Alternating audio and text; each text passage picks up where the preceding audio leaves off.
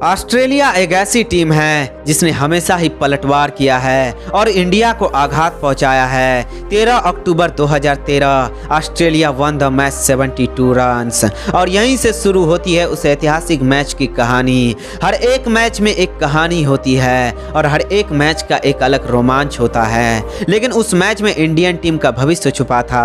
Series का पहला match हार चुकी टीम इंडिया अब अपने ही घर में अपना चेहरा छुपा रही थी। एक विदेशी टीम हमारे इस सरजमी पर हमें ललकार रही थी और कुछ ऐसे ही हालातों में खड़े होते हैं वो कप्तान और वे त्रिमूर्ति रन सवार। नमस्कार दोस्तों, आप देख रहे हैं क्रिकेट डॉक्यूमेंट्री विद अर्जुन के एक स्पेशल एपिसोड। कहानी सबसे बड़े रनचेज की। इस सीरीज में 7 मैच खेले जाने थे, लेकिन बारिश में 2 मैच धुल जाते हैं। अब सीरीज में उस टीम का पलड़ा भारी हो जाएगा जो अपने पहले 2 मैच जीत जाएगी और कंगारू अपना पहला मैच जीतकर सीरीज जीतने का दावा ठोक देते हैं। अब इंडिया को अपने ही घर में अपनी साख बचानी थी। 16 अक्टूबर 2013 को यह मैदान उस ऐतिहासिक दिन का गवाही बनने वाला था। यही वो मैदान था जहां दूसरा ओडीआई मैच खेला गया। पहले मैच की तरह इस मैच में भी तय था कि अगर आप टॉस हार जाते हो तो आपको एक बड़े लक्ष्य का पीछा करना होगा और इन्हीं हालातों में कप्तान महेंद्र सिंह धोनी टॉस हार जाते हैं। एक बार फिर से सवाल उठने वाला था उस कप्तान और उसके टीम कॉम्बिनेशन पर। कंगारुओं ने पहले बल्लेबाजी करने का निर्णय किया और यह डिसीजन लगभग सही भी था। ऑस्ट्रेलियाई ओपनर आरोन फिंच और फिलिप ह्यूज ने पहले विकेट के लिए 74 रन जोड़ डाले। उसके बाद शेन वाटसन ने मोर्चा संभाला और 59 रनों की बेधड़क पारी खेली। पहले मैच की तरह इस मैच में भी ऑस्ट्रेलियन बल्लेबाज भारतीय गेंदबाजों पर हावी थे। ऑस्ट्रेलिया के शुरुआती 5 बल्लेबाजों ने अर्धशतक लगाया। बेली ने 50 गेंदों में 92 रनों की पारी खेली तो मैक्सवेल ने 32 गेंदों में 53 रन बनाए। इस प्रकार इंडियन गेंदबाज कंगारुओं के सामने पानी मांग रहे थे। इन दोनों के विस्फोटक बल्लेबाजी के कारण ऑस्ट्रेलिया ने 50 ओवर में 359 रन बनाए। उस दिन ना तो भुवनेश्वर की स्विंग दिख रही थी, ना अश्विन की स्पिन, ना ही विनय में धार थी और ना ही ईशांत की बाउंसर। जो गेंद थामता था वही रन लुटाता था। जिसने गेंदबाजी की उसी ने रन खाया। इतना कुटाई खाने के बाद अब इंडिया के पास कोई ऑप्शन न बचा था।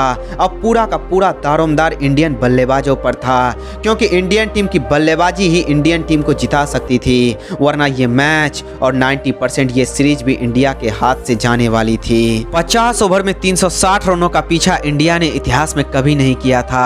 इस रिकॉर्ड को सुनकर कंगारुओं का सीना चौड़ा था और इसी रिकॉर्ड को देखकर कंगारू क्रिकेट के मैदान में उछल रहे थे। लेकिन कंगारू ये भूल चुके थे कि इतिहास बदलने के लिए ही होता है। कंगारू मान चुके थे कि इंडिया इस लक्ष्य के लिए लड़ तो सकती है, लेकिन जीत कभी नहीं सकती है। उनके लिए ये लक्ष्य नामुमकिन है और पिछला मैच देखकर कंगारुओं का ये विश्वास जायज था, क्योंकि पहले ओडीआई मैच में टीम इंडिया 300 रनों का भी पीछा नहीं कर पाई थी और 228 रनों पर ऑल आउट हो गई थी। पहले मैच में टीम इंडिया को 72 रनों से हार का सामना करना पड़ा था। ये तो 360 रन है जो कि लगभग नामुमकिन है और बनाना भी उसके खिलाफ है जिसके पास जॉनसन, वाटसन और फोकनर जैसे तेज गेंदबाज हैं। लेकिन कंगारू भूल चुके थे कि ये इंडिया है, यहाँ अतिथि देव के समान होते हैं और जब अतिथि हमारे धरती पर राज करने लगते हैं तो हम सम्मान को छोड़कर पहले समाधान खोजते हैं। इस लक्ष्य का पीछा करने उतरी टीम इंडिया सिर्फ और सिर्फ अपने साख और अपने सम्मान के लिए खेल रही थी। रोहित और धवन ने पहले संभल कर शुरुआत की। पहले धवन ने अपनी धौंस दिखाई और रोहित ने अपना बेखौफ अंदाज।